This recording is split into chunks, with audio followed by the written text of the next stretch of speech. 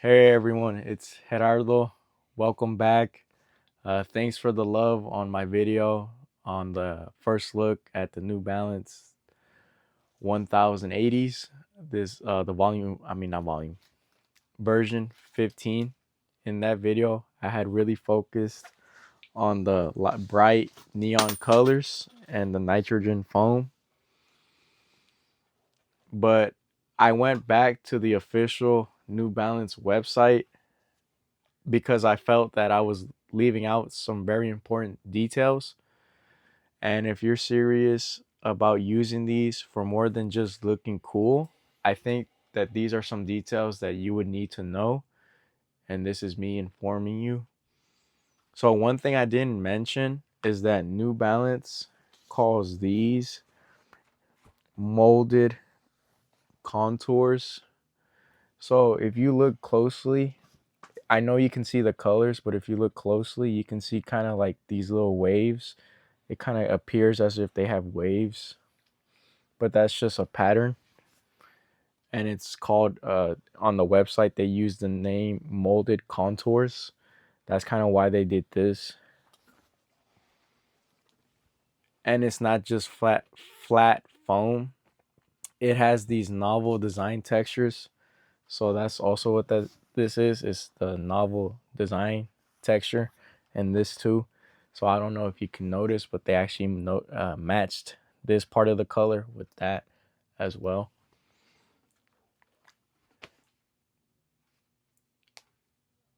So what it does is it gives the shoe a real visual depth, and it makes the shoe look more premium and less like a standard block of rubber. So now what we're gonna do is we're gonna go ahead and take a look at the lettering of the shoe. So what I mean is that, for example, this one has an N, and what that stands for is New Balance.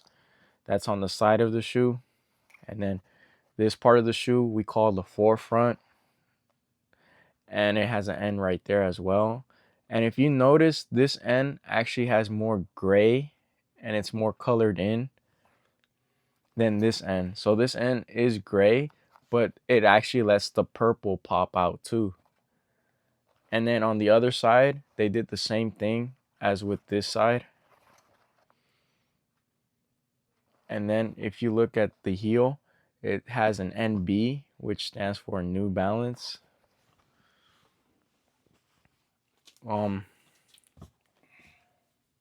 Also, what they did was they made the heel tab a little bit more sturdy.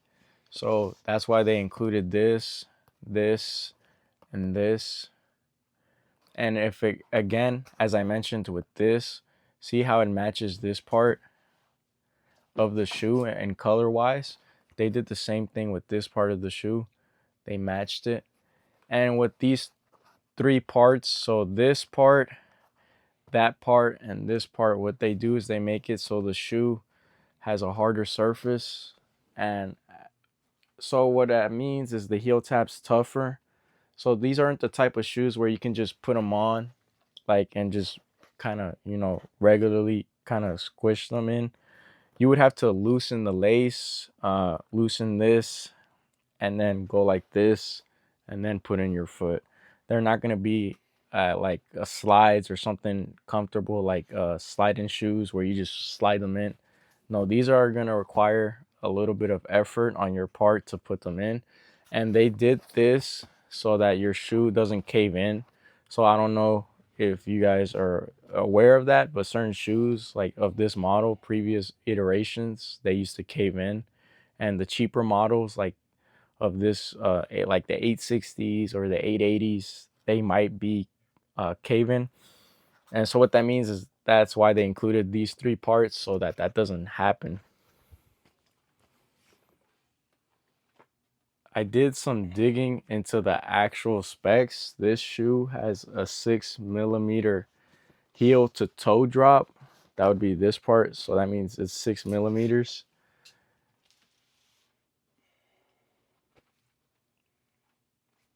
If you aren't a runner, what that means is that your heel sits slightly higher than your toes, which helps with the natural roll when you step. So what that means is that when you step, it goes like this. It just helps you propel you a little more forward than other shoes. The stack height is actually massive. We're looking at 40 millimeters in the heel and 34 millimeters in the forefoot. That is a lot of protection under your foot. Even with all that height, the official weight of this shoe is 9.2 ounces or 261 grams. In my previous video, I had said that it had felt light, and now we know why. It is light enough for speed, but thick enough for comfort. Now here's a detail I missed completely in part one is the gusseted tongue. So what that is this little part of mesh, see? That is on both sides of the shoe.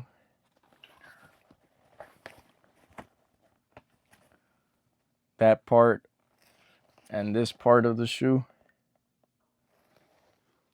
And so what that does is it helps keep this in place so that it doesn't move around when you're walking or running.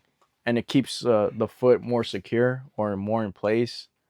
It essentially gives you that more locked in fit that feels better than a loose tongue. Now let's talk about the bottom, which is this. This has a full rubber outsole and the tread pattern is very specific. It is built for running transitions, giving you grip for when you push off and durability for when you land. I also wanted to explain why this shoe is a beast for walking because of the infinitum, which is this. If you zoom in, that's the new foam they're using. And the high stack height. It is designed for long lasting performance and energy return. If you're someone who's on their feet all day, maybe for work, or you just enjoy taking long walks, this foam won't die out on you or flatten out as regular foam. It is meant to bounce back every single time you step. Basically, it's a luxury pillow for your feet, whether you're hitting a 5K run or just walking the dog. These officially launched on January 15th, 2026. So they are the latest and greatest.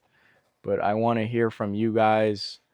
Now that you've seen the technical side, the gusseted tongue, and the 40 millimeter stack, do you think that these are worth the 160 or 180 price tag?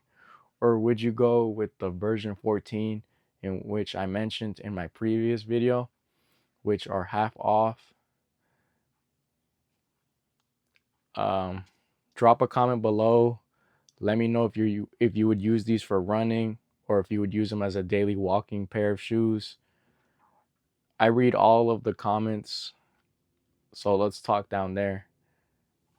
Thank you.